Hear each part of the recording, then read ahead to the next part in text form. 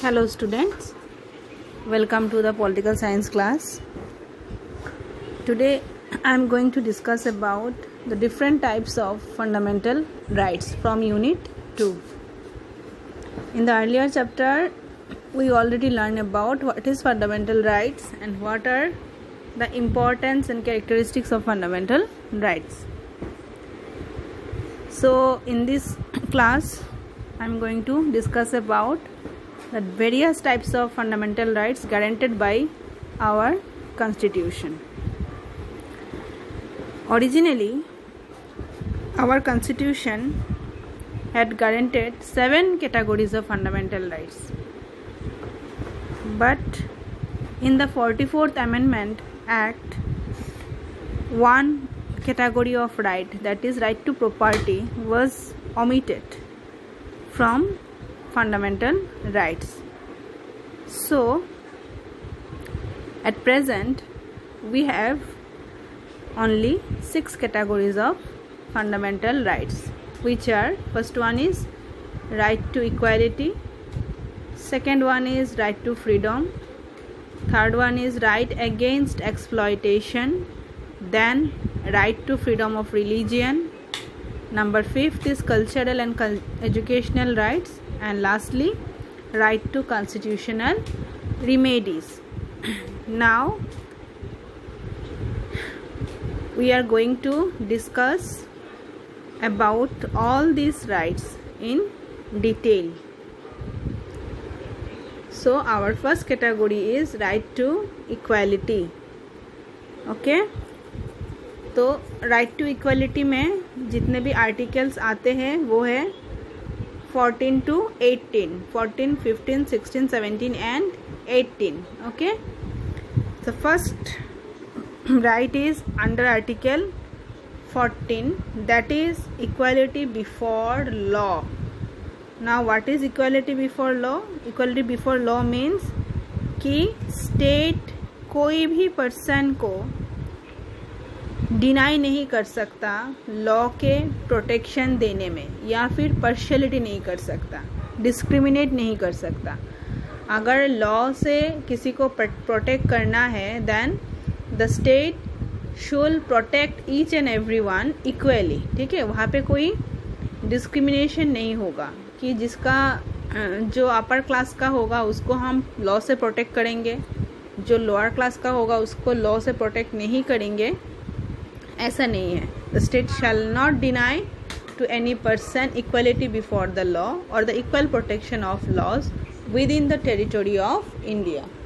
India के टेरिटरी के अंदर अगर कुछ भी किसी के साथ होता है तो उसको प्रोटेक्शन ऑफ लॉ मिलना चाहिए, और वो इक्वलिटी बेसिस में, किसी को मिलेगा किसी को नहीं मिलेगा ऐसा नहीं है. ठीक है, सबको प्रोटेक्ट करना पड़ेगा because we all are equal.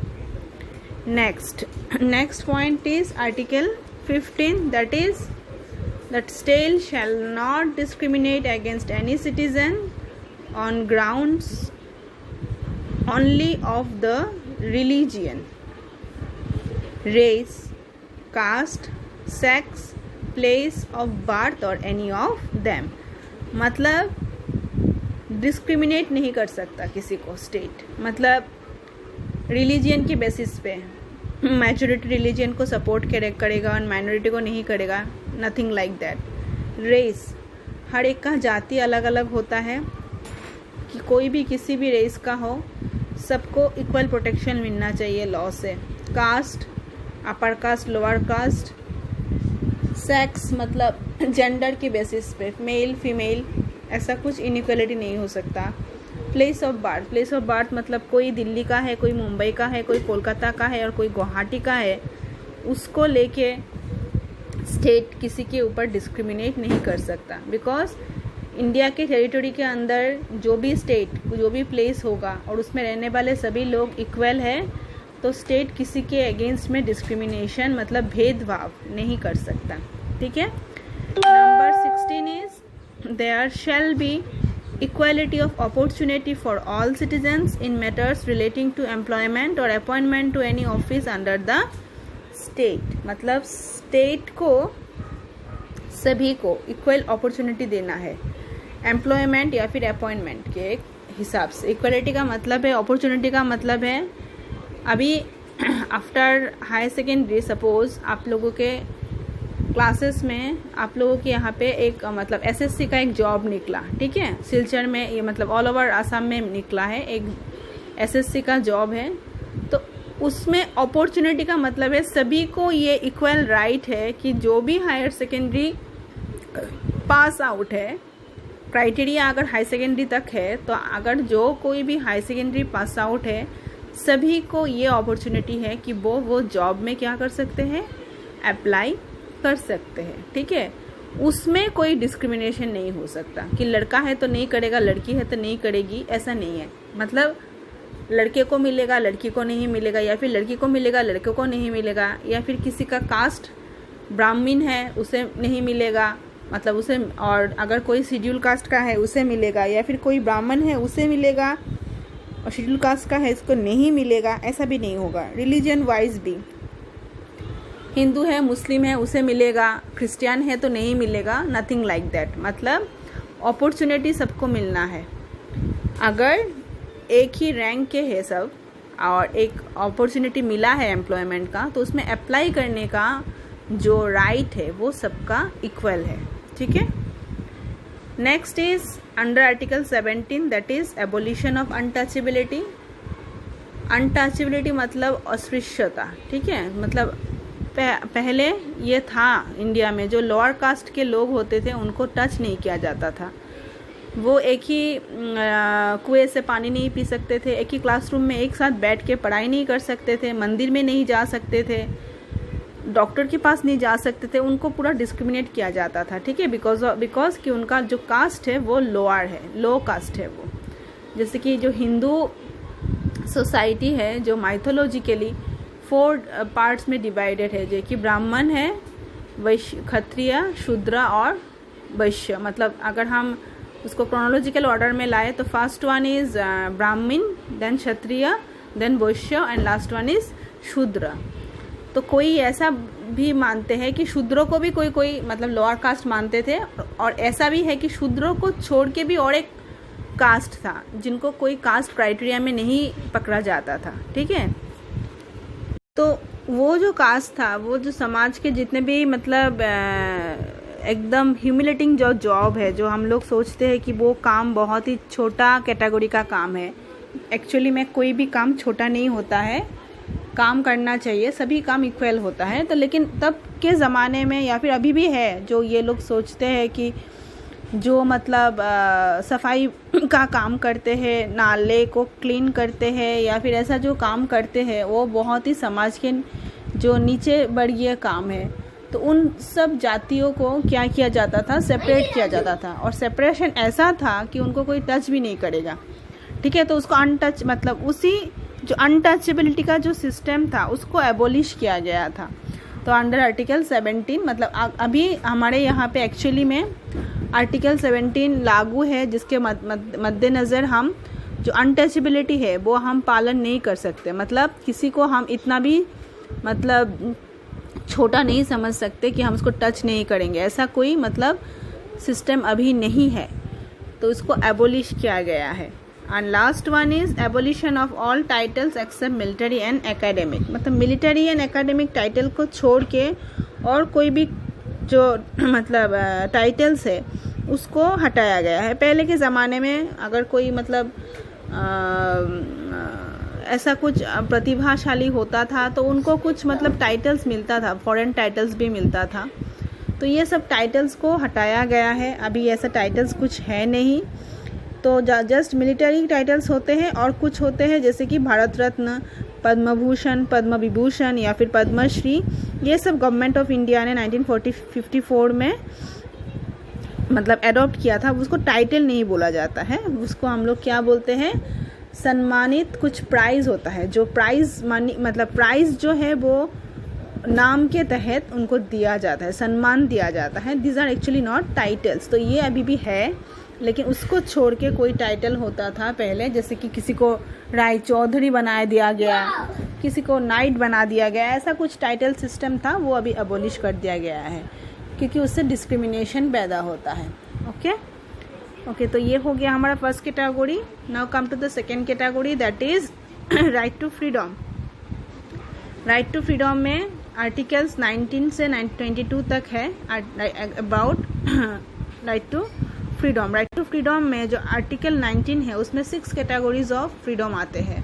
First category is speech and expression, freedom of speech and expression. Second is freedom of assembly, then freedom of association, freedom of movement, freedom of residence and freedom of profession. okay, profession या फिर occupation.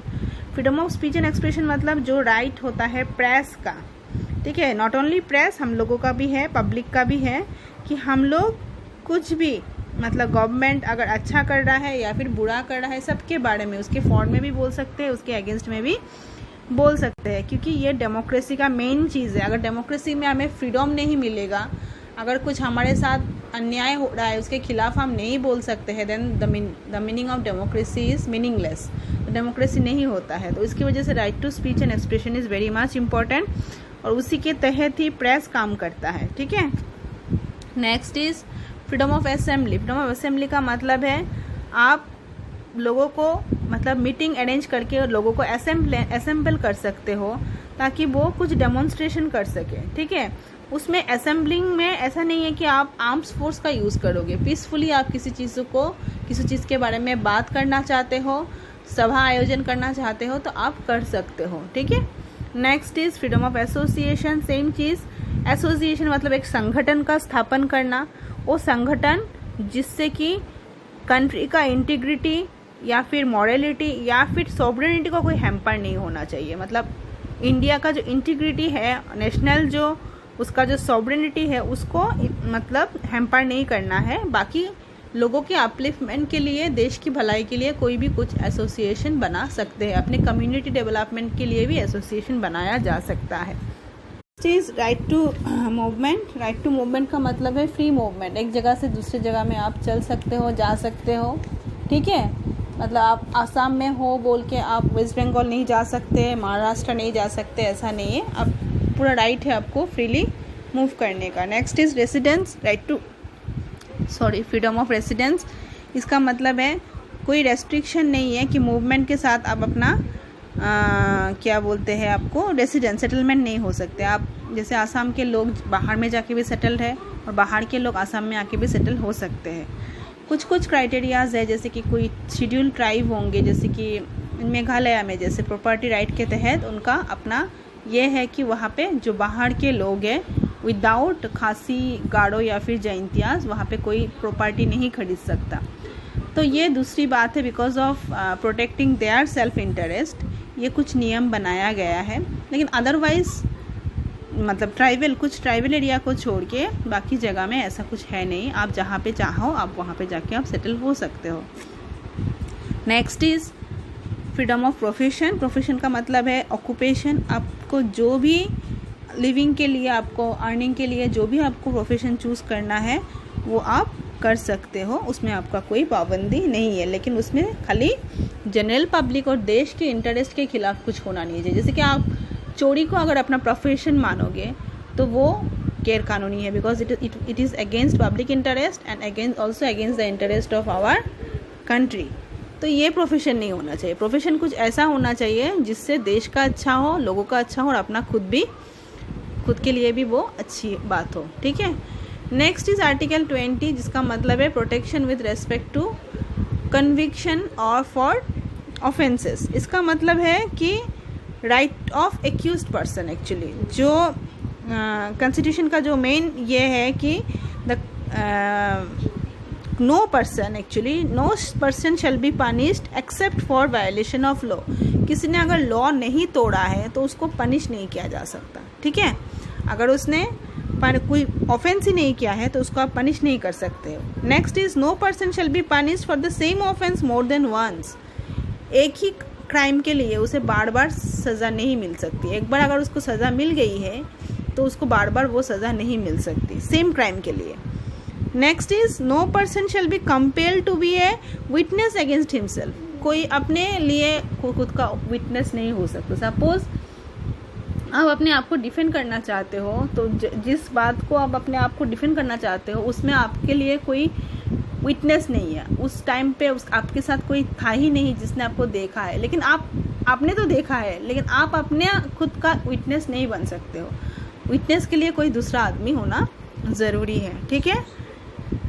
Next जो आता है article 21, right to life and personal liberty. इसका मतलब है कि कोई भी पर्सन को मतलब लाइफ से या फिर पर्सनल लिबर्टी से डिप्राइव नहीं किया जा सकता, ठीक है। मतलब आपका अगर फ्रीडम है, पर्सनल फ्रीडम है, उसको सिक्योर कौन करता है? कॉन्स्टिट्यूशन खुद करता है आपके लाइफ को या फिर आपके लिबर्टी मतलब आपके फ्रीडम को। तो इसके लिए जुडिशियरी मतलब कोर्ट्स, ठीक है, सुप्रीम कोर्ट, हाई कोर्ट्स में कुछ रीट्स होते हैं। मैंने बोला था एक बार आप लोगों को मैं डिस्कस करूँगी, इसका डिस्कस हम इसी चैप्टर में ही हम डिस्कस करेंगे। तो रीट्स कुछ होते हैं जो जुडिशियरी के पास होता है, उससे आपका जो लिबर्टी है, फ्रीडम है, उसको प्रोटेक्ट किया जाता है, ठीक है। नेक्स्ट इज आपका जो लिबर्टी है या फिर राइट टू जो लाइफ है वो कोई भी सस्पेंड नहीं कर सकता। मतलब मैंने एक बार बोला था जो फंडामेंटल राइट्स का जो क्राइटेरिया था, सॉरी कैरेक्टरिस्टिक्स था, उसमें क्या बोला था मैंने कि fundamental rights are not absolute मतलब कोई क्राइटेरिया में क्या होता है, जैसे कि freedom of speech, freedom of movement, freedom of association, ये सब चीज़ें मतलब आपसे छीन लिया जाता है ड्यू टू नेशनल इमरजेंसी और national interest. National emergency situation is very much critical, कोई बाहर के कोई एग्रेशन हो गया है आपकी कंट्री के खिलाफ, उस टाइम पे अगर आप स्पीच देने निकलोगे, आप एसोसिएशन बनाने में निकलोगे, आप मूवमेंट करने निकलोगे, तो वो अपने लिए भी अच्छा नहीं है, देश के लिए भी अच्छा नहीं है। तो उस सारे कंडीशन में कभी कभी क्या होता है, कुछ फ्रीडम हमसे मतलब कुछ राइट्स हमसे लिया जाता है, कुछ फंडामेंटल राइट्स हमसे छीन लिया जाता है, छीन लिया नहीं जाता है एग्जैक्टली, मतलब उसे बंद कर दिया जाता है। लेकिन ये जो राइट है, right to life and liberty, वो आपसे कोई भी नहीं छीन सकता, ठीक है, ये आपके पास हमेशा रहेगा। नेक्स्ट इज आर्टिकल 21 है, वो है राइट टू एलिमेंट्री एजुकेशन, जिसके लिए बनाया ही गया है सर्व शिक्षा का, जैसे कि 6 to 14 ईयर्स तक एलिमेंट्री एजुकेशन लेना कंपलसरी है और ये सबका राइट भी है वो एजुकेशन लेना। और last number 22 is protection against arrest and detention. इसका मतलब है कि एक अरेस्टेड पर्सन, अगर किसी को अरेस्ट किया जाता है तो उसका भी एक अपना राइट होता है, उसको चाहे आप अरेस्ट कर लिया लेकिन उसका भी कुछ राइट होता है। इसका मतलब है कि अगर अरेस्टेड पर्सन को मतलब अरेस्ट किया गया है तो उसको जानना ये ज़रूरी है कि on what ground he is arrested, किस ग्राउंड पे उसको अरेस्ट किया गया है, कारण क्या है, वो जानना उसका मतलब राइट है। नेक्स्ट इज उसका ये भी राइट है कि वो एक कंसल्ट करे एक लॉयर के साथ। अगर उसके पास पैसा नहीं है अपना प्राइवेट लॉयर करने के लिए तो ये मतलब कोर्ट उसको एक पब्लिक प्रोसिक्यूटर उसको प्रोवाइड करेगा, ये उसका राइट है। नेक्स्ट इज उसको मतलब अरेस्ट करने के बाद उसको 24 आवर्स के अंदर मजिस्ट्रेट के सामने पेश करना ही पड़ेगा, ठीक है। आप अरेस्ट करके उसको ऐसे ही नहीं रख सकते, उसको मजिस्ट्रेट के साथ सामने पेश करना पड़ेगा। और अगर मजिस्ट्रेट बोलता है कि हाँ उसे अभी मतलब ट्रायल के लिए रखो, आप लोग उसको जेल में रख सकते हो, कुछ दिन पूछताछ के लिए रख सकते हो, then the police can proceed, otherwise कोई भी उसको नहीं रोक के नहीं रख सकता, ठीक है। तो आज के लिए इतना ही। मैंने आज 2 फंडामेंटल राइट्स को डिस्क्राइब किया है। First one is right to equality and second one is right to freedom, ठीक है। Next class I will discuss the next other rights. Till then bye bye.